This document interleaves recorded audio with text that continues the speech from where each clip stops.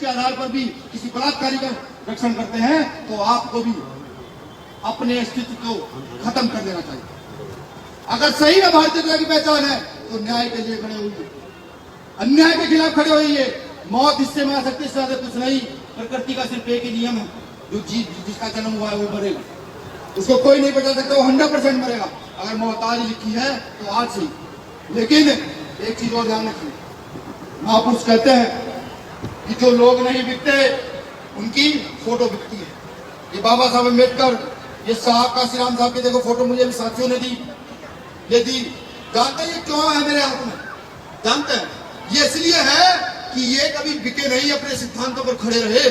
सब लोगों ने झुकाने की कोशिश की लेकिन कोई नहीं झुका पाया, कोई नहीं झुका पाया। तो भीम आर्मी के लोग भी उस निर्माण की बात करते हैं, उस युवा का उत्थान की बात करते हैं जो धर्म के नाम पर मार काटना बचाए। वो जो पढ़े, पढ़ लिख करके इसरो का वैज्ञानिक बने, पढ़ लिख करके एक MBBS डॉक्टर बने, पढ़ लिख करके एक बड़ा अधिकारी या बड़ा अच्छा नेता बने। हम उस प्रगति की बात करते हैं। अगर ऐसी प्रगति की बात करना अपराध है तो ये अपराध मेरा हर कार्यकर्ता करेगा, जिसको जो बढ़ता है उखाड़ ले, कोई जरूरी। अन्याय के खिलाफ लड़ाई मजबूत थी, भीम आर्मी के लोगों की है और रहेगी। मैं एक बात और बता दूं, भीम आर्मी का गठन बड़े चंद्रशेखर आजाद और वीर रतन ने 2015 में किया, लेकिन इसका आगाज तथागत गौतम बुद्ध करके गए थे कि आने वाले मेरी नस्लें खड़ी होंगी और इस अन्याय अत्याचार के खिलाफ मजबूत।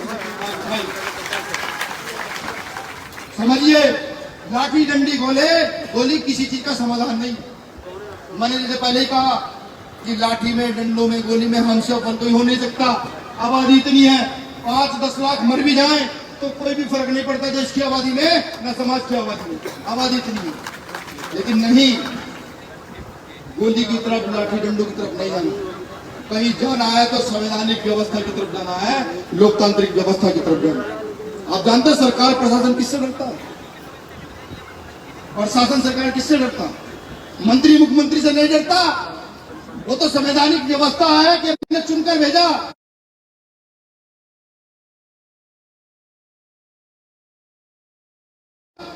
तो ये पुलिस के लोग सलूट करते हैं, डीएम एटीएम खड़े होते हैं। अगर ये सब किसी से डरते हैं तो आप लोगों से डरते हैं, जनता से डरते हैं।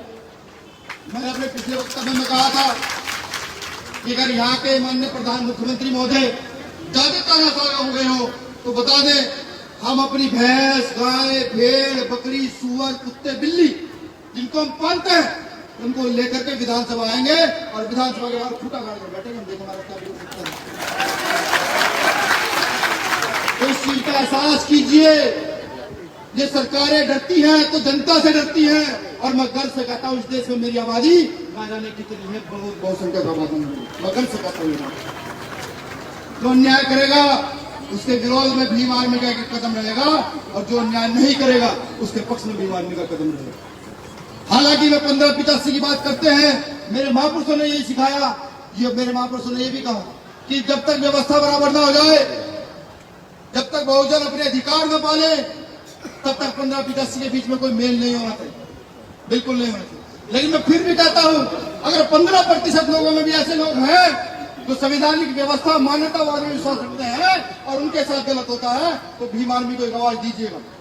वो चाहे आंदोलन मुख्यमंत्री के खिलाफ क्यों न हो, भीम आर्मी के लोग उसका मुंह तोड़ जवाब देने का काम करेंगे। पहले लोग डरते थे, ये मेरी माँ बैठी है यहाँ, जब कहीं मैं भी जाता था मेरी माँ मेरा हाथ पकड़ लेना, भाई मुकदमा दर्ज हो जाएगा, नौकरी नहीं लगेगी। क्या आप अपने बेटे को भीम आर्मी में भेजने से पहले डर लगता है? जोर से बताओ, लगता है डर? नहीं लगता। अगर वो जेल चला जाएगा तो डर जाओगे? ये डर जो सदियों से बिठाया गया कि जेल चले जाओगे, नौकरी नहीं लगेगी, मैं बताऊं जब तक सजा ना हो तब तक व्यक्ति अपराधी नहीं होता। और ना जाने कितने बलात्कारी, कितने हत्या करने वाले, कितने करप्शन के लोग घूम रहे हैं। और आज तो मेरे समाज में डॉक्टर, इंजीनियरों की संख्या कम नहीं। अन्याय के खिलाफ लड़ते हुए जेल जाना पड़े तो घबराइएगा मत, जमानत आपका बाकी लाएगा करा कर। आज भीम आर्मी की इतनी बड़ी ताकत है, 24 राज्यों भीम आर्मी है। अभी